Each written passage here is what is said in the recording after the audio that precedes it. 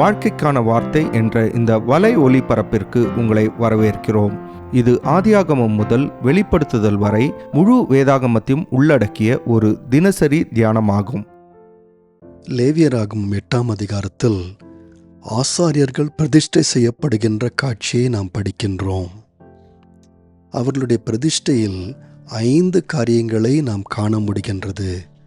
முதலாவதாக, ஆண்டவரால் அவர்கள் பிரத்யேகமாக அழைக்கப்படுகின்றதை நாம் பார்க்கின்றோம்.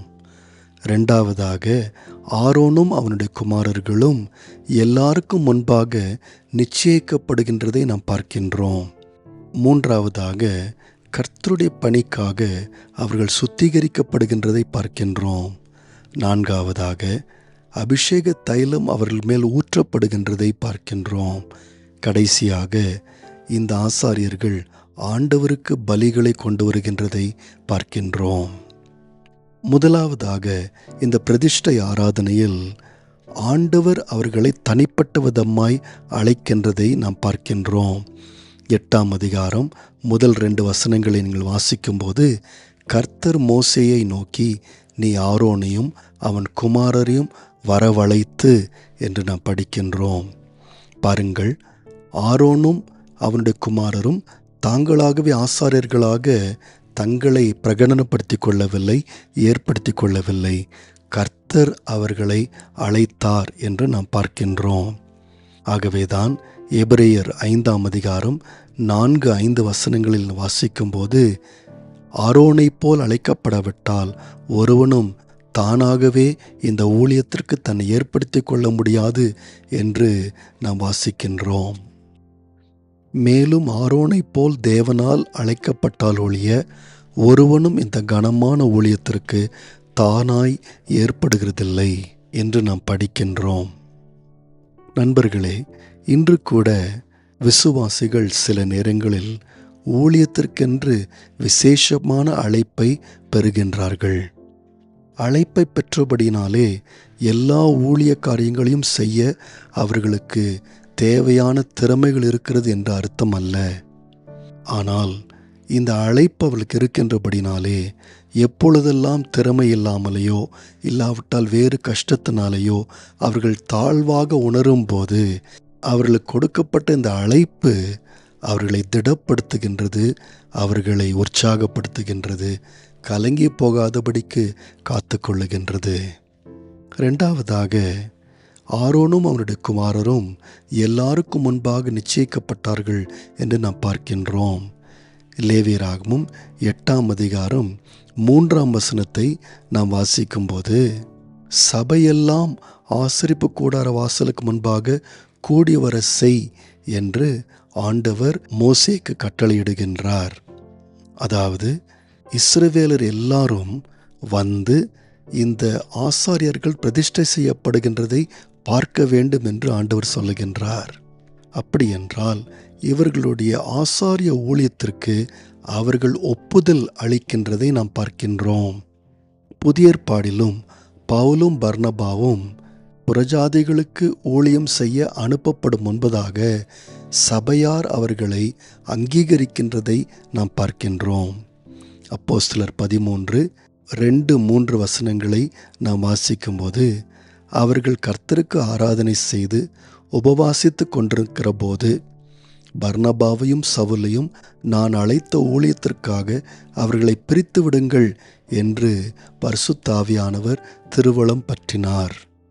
அப்பொழுது உபவாசித்து ஜெபம் பண்ணி அவர்கள் மேல் கைகளை வைத்து அவர்களை அனுப்பினார்கள் என்று வாசிக்கின்றோம். நண்பர்களே, ஊழியத்தில் இருக்கின்றவர்கள் மற்றவர்களால் அங்கீகரிக்கப்படுவதும் மற்றவர்களால் ஏற்றுக்கொள்ளப்படுவதும் மற்றவர்களுடைய ஒப்புதலை பெறுவதும் மிக அவசியமான ஒரு காரியமாய் இருக்கின்றது. மற்றவர்களுடைய ஒப்புதலோடு மற்றவர்களுடைய ஒத்துழைப்போடு செய்யப்படும் போது அந்த ஊழியம் நிச்சயமாய் சம்பூரணமாய் இருக்கும். மூன்றாவதாக, இந்த ஆசாரியர்கள் தண்ணீரால் சுத்திகரிக்கப்பட்டதை இந்த பிரதிஷ்டை ஆராதனையில் நாம் பார்க்கின்றோம். மோசே அவர்களுக்கு ஆசாரிய உடைகளை போடும் முன்பதாக அவர்களை தண்ணீரால் சுத்திகரிக்கின்றதை நாம் படிக்கின்றோம். பாருங்கள், இந்த ஆசாரியர்கள் மிக கனமான ஊழியத்திற்கு அழைக்கப்பட்டு ஏற்படுத்தப்பட்டு பிரதிஷ்டை செய்யப்பட்டாலும் அவர்கள் இப்பொழுதும் எப்பொழுதும் மனித பலவீனத்தோடும் இருப்பார்கள். ஆனால் ஒன்று மாத்திரம் நிச்சயம், அவர்களை கழுவுகின்ற சுத்திகரிக்கின்ற தேவன் அவர்களோடு எப்பொழுதும் இருக்கின்றார்.